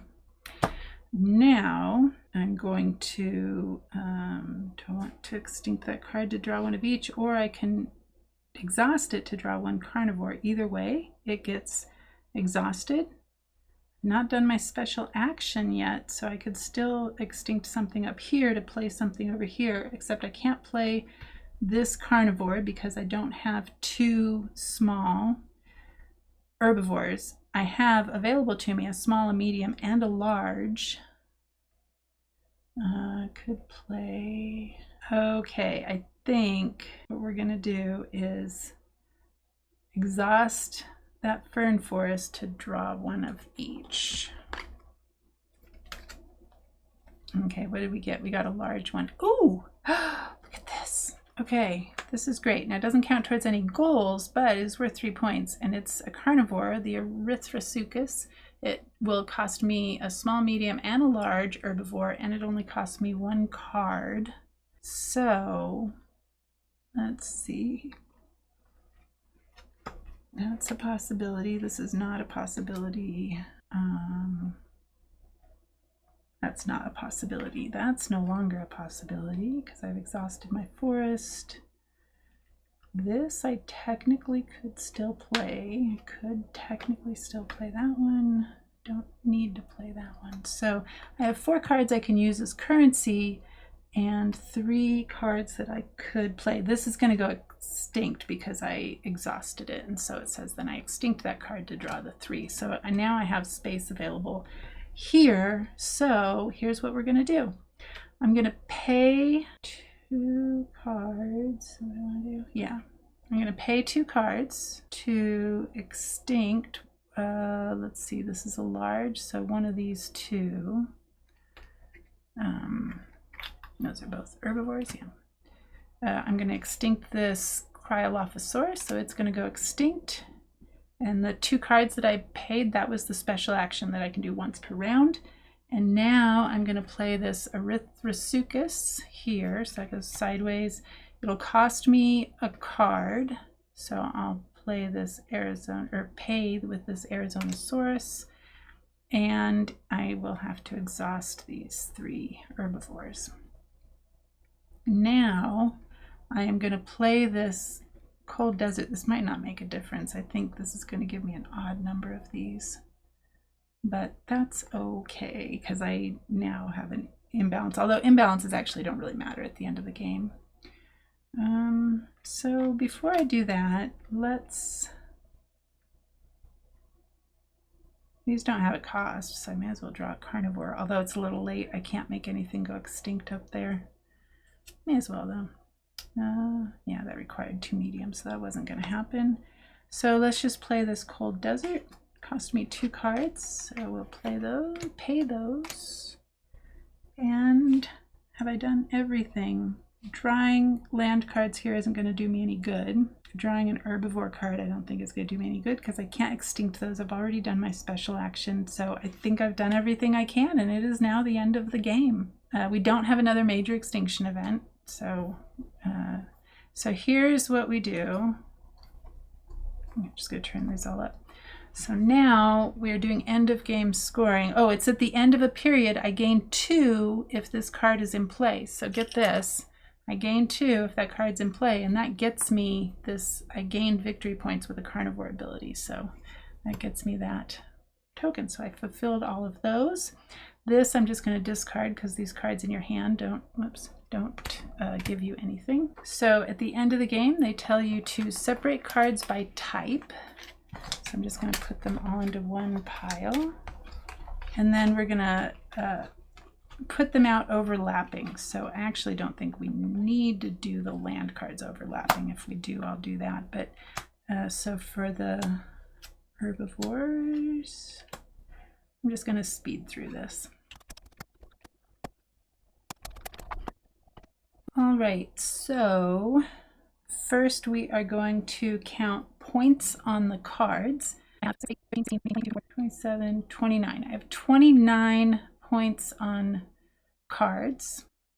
I have, so this would make it up to 34, 36. I have 36 points. And now we count our goal cards. So 36 points. I'm just going to put that on my calculator on my phone because I'm going to forget otherwise. I'm so hungry and tired right now. Okay, so 36 was what we had so far. Now we got to count the goal cards. So here I get 3 points per set of 2 cards with an extinct ability at the end of the game. So let's see how many of those we have. And then we're also looking for cards from the Cretaceous. So we'll do both, neither. All right, so first let's do this one. So extinct, we have 1, 2, 3, 4, 5, 6, 7, 8. Ah, look, that last one did count. We have 10. These all have an extinct ability. I think I miscounted that last time, so it's a good thing I played that desert. Yep, 10. So that is 5 sets of 2, so that's 15 points.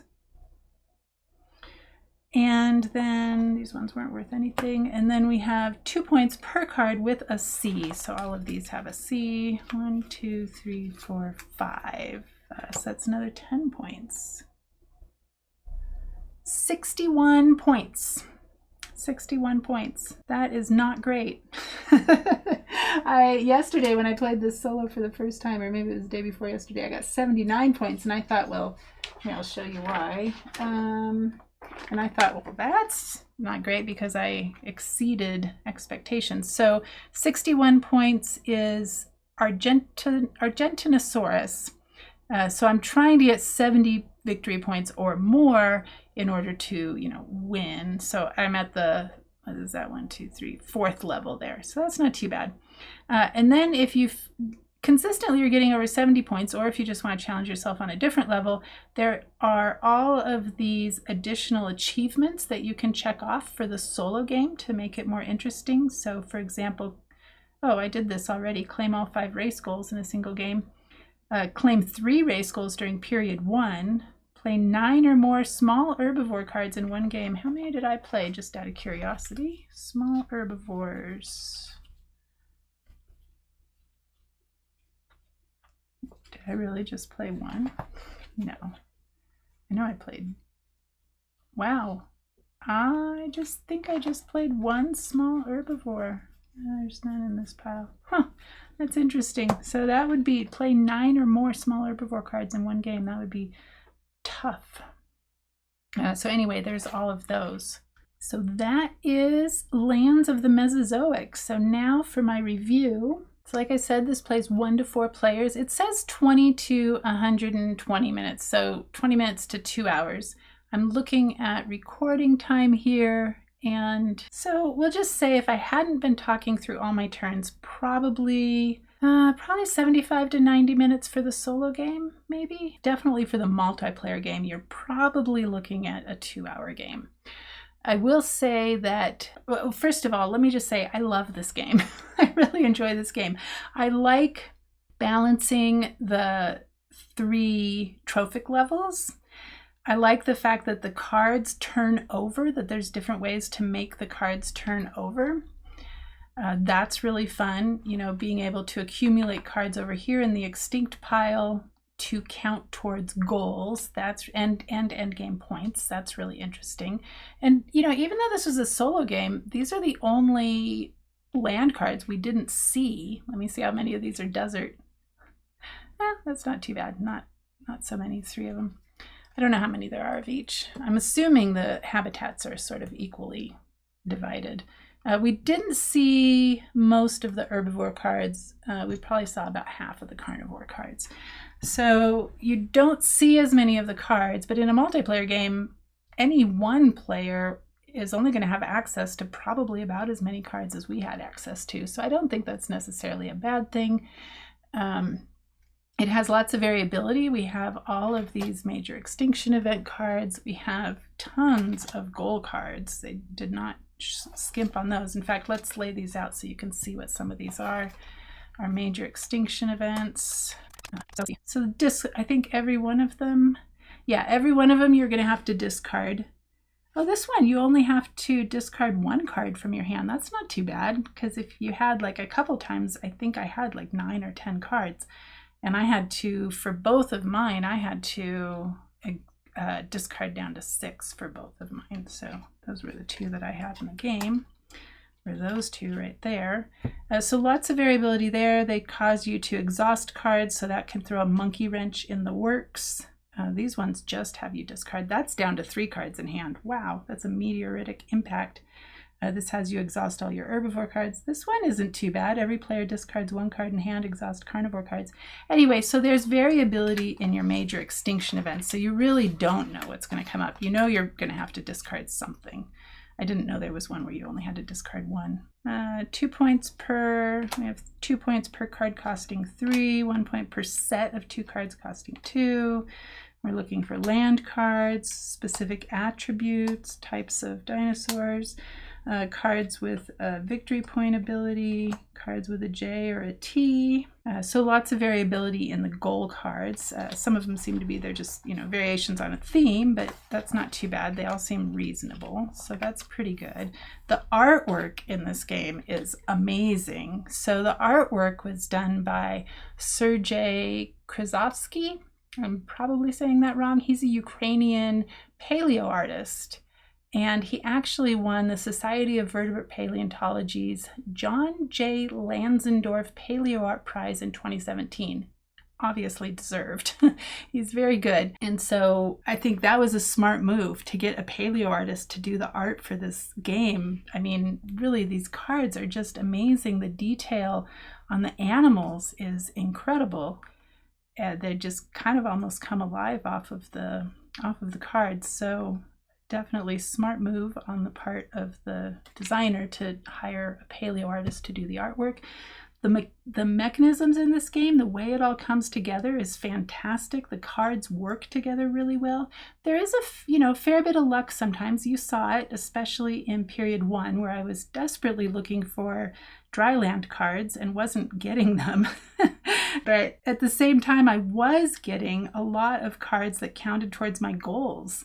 So, in the end, I don't know how much that hurt me. I could have chose not to worry about that and switch. Instead of looking for dry land cards, I could have just started drawing different herbivore cards, and that probably would have been a smarter approach. So live and learn, right? What else for variability, since I don't think I finished that? So period cards. So let's take a look at this.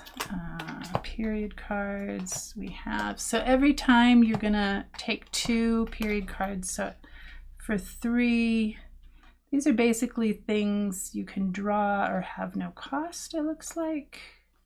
Oh, and drawing carnivore cards, that's useful in period 3, right? Period 2, looks like discounts and drawing cards. So it looks like they're usually discounts or, that's horrible. Immediately all players exhaust. Oh, I got that one. Exhaust a land card of their choice. Yeah, I always expect these to give you something. I wasn't prepared for that. So yeah, I would have rather gotten that one. Immediately all players draw. Look at the artwork on that card. Isn't that beautiful? It's just beautiful. Let's see, period 1 cards. Looks like we're drawing and discounts. Yeah, so usually you're drawing or you have discounts. It looks like there's no bad ones in period 1.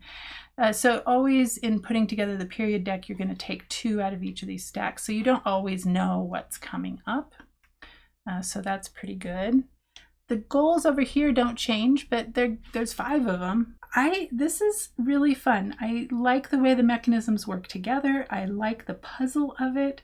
I like the variability of it. The artwork is amazing. And I'll tell you, for me to play a 90-minute solo game, it has to be good. I'm not going to invest 90 minutes unless I really enjoy playing that game. And so I think the ones that fall into that category that I have right now are Feast for Odin, Ark Nova. I'm putting this one in that category, Lands of the Mesozoic. I recently learned Caverna. That was really good. Although I don't think that one's 90 minutes. Trying to think of other ones. Oh, definitely Darwin's Journey and Weather Machine. I haven't played Weather Machine in far too long, and I have promised some people that it would be on this channel, and so I need to do that soon. So don't worry, I have not forgotten that I'm going to play Weather Machine. I just, first I had to get a bigger table, and hopefully my camera will be good enough for it. I noticed when I did Darwin's Journey that when I tried to zoom in on the board that it was a little bit grainy, so I might wait. Our son is designing his own computer to build a computer, and I'm going to get his old computer. But it's a gaming, I don't know if it's a gaming computer, but it has a really good video card.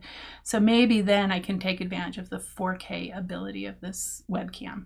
Right now my computing power is not the best, so I have not been using it at 4K, but I think 1080p maybe. So before I do Weather Machine, I want to be able to zoom in on different areas of the board without it being too grainy, because I think that's going to be really helpful. That is a large board. That game is a table hog. But back to this, let's take a look at my checklist. So how many times have I played it? I've not played this very many times. I think now I've played it twice multiplayer and twice solo, but I feel like that is enough to, say that I really love this game. I don't see that changing, and the variability seems enough that I wouldn't get tired of it.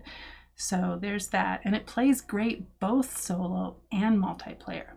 And we played it with 3 players, and it did not seem too long. I did not time how long it took us, but we played it twice in a day, once in the morning and once in the evening. And it was my partner and myself and our son, and we all enjoyed it. We all had a great time, and the artwork and everything, the whole package just goes together fantastic. I really hope this gets picked up by a larger publisher. So right now this is published by Worthington Publishing and Pungo Games, and I got on the Worthington Publishing website, which is where you can currently purchase this, and they make war games. So this game is not getting, I don't think, the attention it deserves. It is a fantastic game. The designer, Andrew Guinea, did a fantastic job. So he's a lecturer in geoscience at an Australian university. I don't know which one. I got that information off the Kickstarter page. And he's been a gamer since the 90s, and it really comes out in this game. He did a great job in balancing the theme, like the reality of the theme with the mechanisms, and being able to simplify a theme like this enough to turn it into a game without sacrificing enough realism, I guess. I don't know, that's not really the word I'm looking for, but hopefully you know what I mean. He just did a great job, and I'm just gonna read a quote that was on the Kickstarter page. So this is what the designer said. My aim was to design a fun and interesting game that showcases the often overlooked biodiversity of the Mesozoic and that accurately represents the way in which animal species and the environment interact with each other. In terms of mechanics, the way in which the player's tableau is constantly evolving sets this game apart from other similar games. Lands of the Mesozoic is my love letter to the time of the dinosaurs. I just love that. It really is a love letter to the time of the dinosaurs. He did a fantastic job. And like I said, I really hope this gets wider distribution because it totally deserves it. So what else? I've talked about what's fun about the game and what it's like to play it. Thoughts that went into purchasing this. Well, I backed this on Kickstarter. The art drew me in, the theme drew me in, and then the two things that put it over the edge was the fact that the designer not only had been a gamer for so long, so I trusted him to design a good game. I know that maybe doesn't always happen, but I did trust him to do that. And the fact that he was a lecturer in geoscience to me meant the science was going to be correct. And the fact that it was a paleo artist doing the art. So I backed this on Kickstarter, and that's everything that went into my decision to do so. We've talked about player counts.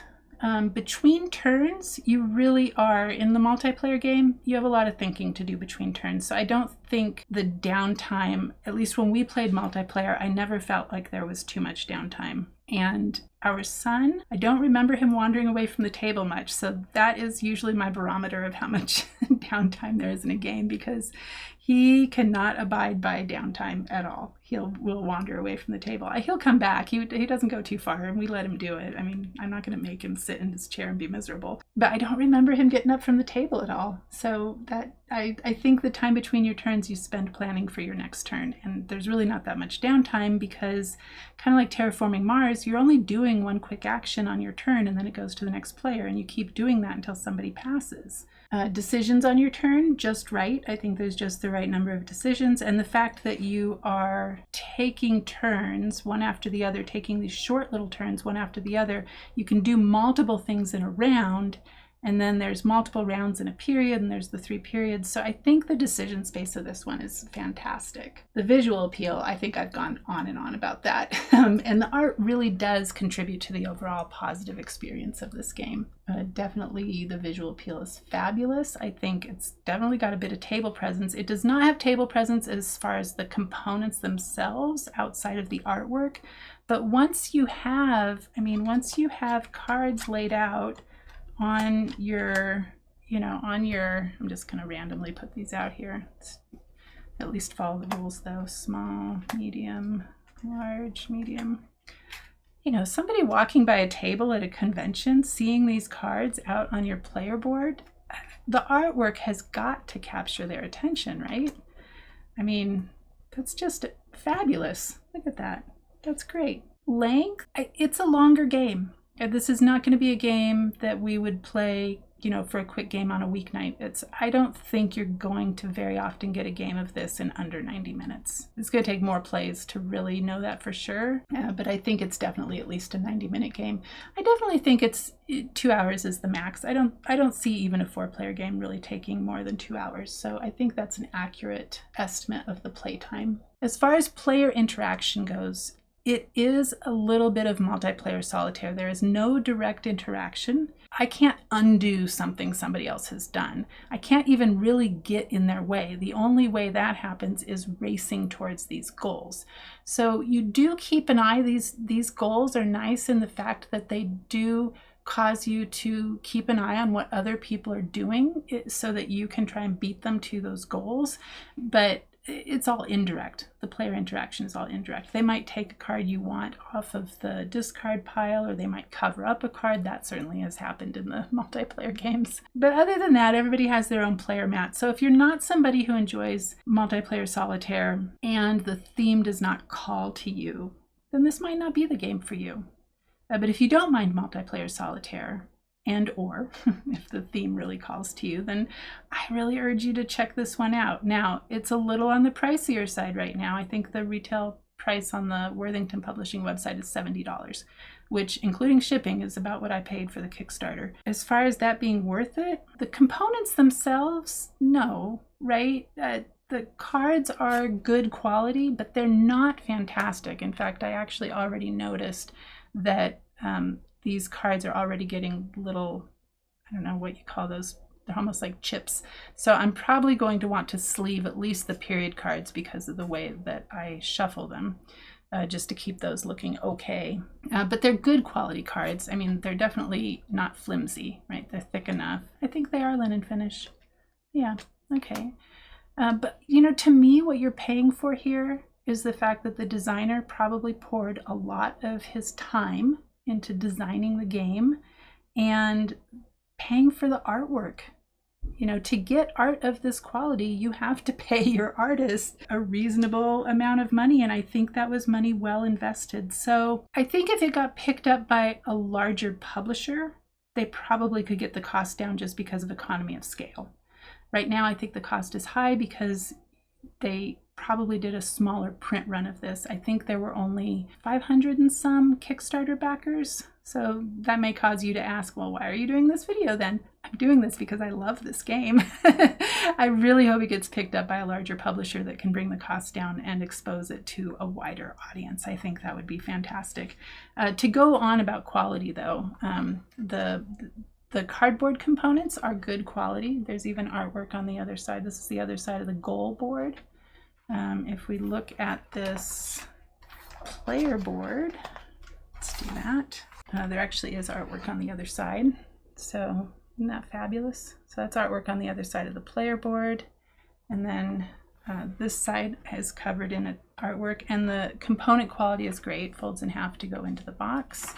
And in the box, so let's see, it has a really nice insert. So there's places for the cards, and then there's places here. I just like to keep the victory point tokens separate. That's me, so that's why the baggies, but you don't really need them. You can put them all in there and that would be fine. There's a little first player token. And it does have the player aids. That's really nice. It comes with the rule book. Let's take a look at that. The rule book is set up really nicely. Now, there were a few things that probably could have been caught with editing. Like it does refer to, where was it? Collects 5 wooden cubes of the same color. There's no wooden cubes in the game. That is left over from previously when you used to use wooden cubes on the goals board. But you don't do that anymore, so there's no wooden cubes. So that's referred to in the rule book, but doesn't exist. But it is not listed in the game components. So, you know, the pictures, the icons, the differentiating, like here's player turns, here's the different things you can do on your turn, and then there's this nice summary. There's examples for everything. They call out things that are important. We have the anatomy of the cards. So I think the rulebook's good. It could have used another pass on editing, but it's clear. It's well written. I think they did a decent job on the rulebook. There's this really nice quick start guide that is great, especially if you're coming back to it after maybe not having played it for a couple months. You can run through the setup. Here's just a summary of the gameplay. It's double-sided. So there's that. And then what I really like is this playbook, which has this nice introduction, that historical introduction that talks to you a little bit about the Mesozoic. And then it goes through each of the cards and has a 1-sentence summary of each of the cards. So I'll skip through those. So that's fantastic. And then it has these tips for beginners, which I probably should have read at the start, but that's really nice. And then some card clarifications for some of the cards.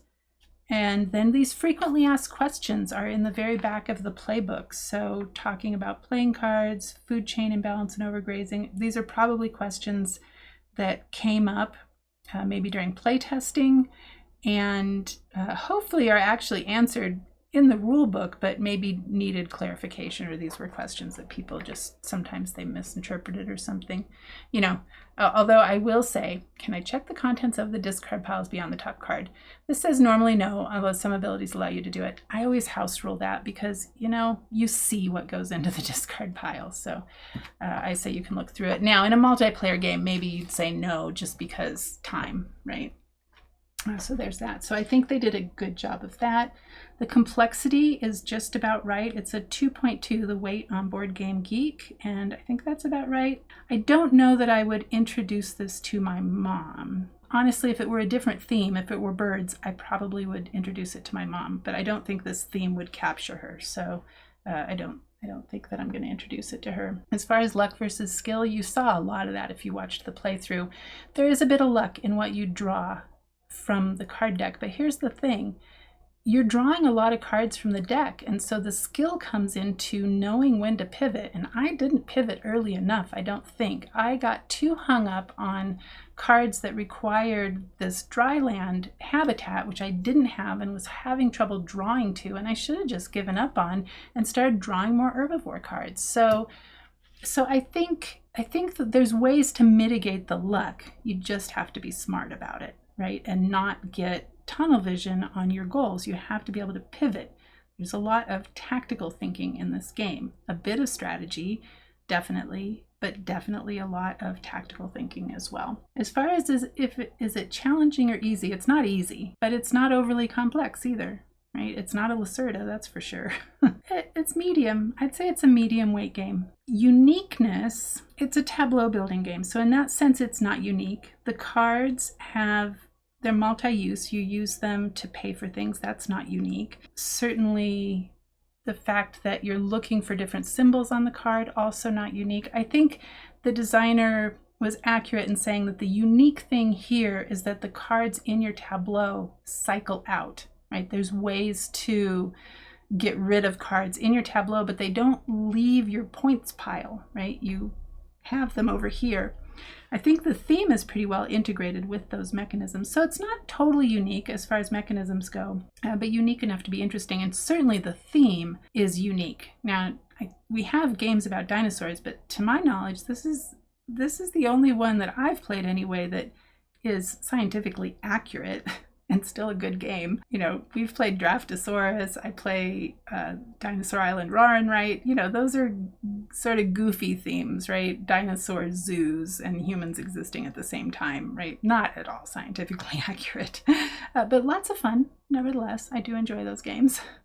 So I think it's unique as far as the theme and the application of the theme goes. And the combination of the mechanisms is really nice. I like it. It's very well done. We've talked about the MSRP and value and the rulebook and replayability. So I think that's it. I'm trying to recall what I rated this on Board Game Geek. I think a 9.5. Now, you do take that with a grain of salt. I've only played it 4 times, and my rating often changes when I get up to, 10 or 12 plays of something. I don't see this going down anytime soon. And if it ever does go down, I don't see it going below a 9 for me. I think this is a very well done game. So well done, Andergini. And then the artwork by Sergei Krasovsky is amazing. Absolutely amazing. I mean, look at that. I think that's a Tyrannosaurus Rex. Just totally looks like it's going to pop off the board. Amazing. So that's all I have to say about Lands of the Mesozoic. This review was probably longer than any of my reviews. I feel like I've talked on and on and on. Hopefully you enjoyed it. Let me know your thoughts. What do you think? What appeals to you? If you like this game, if this game looks like something you would enjoy, why is that? I would love to hear about it in the comments. That would probably help other people out as well. So definitely do that. So that's it for now. Thank you for watching. If you did like this video, I'd appreciate it if you'd give it a thumbs up. And if you're not subscribed, I hope you will subscribe. I try to put out a video every week. Sometimes it's every 2 weeks if I get really busy with work, but I do try to put one out every week, usually a Monday or Tuesday sort of thing. But until next time, I'll see you in the next video. Bye.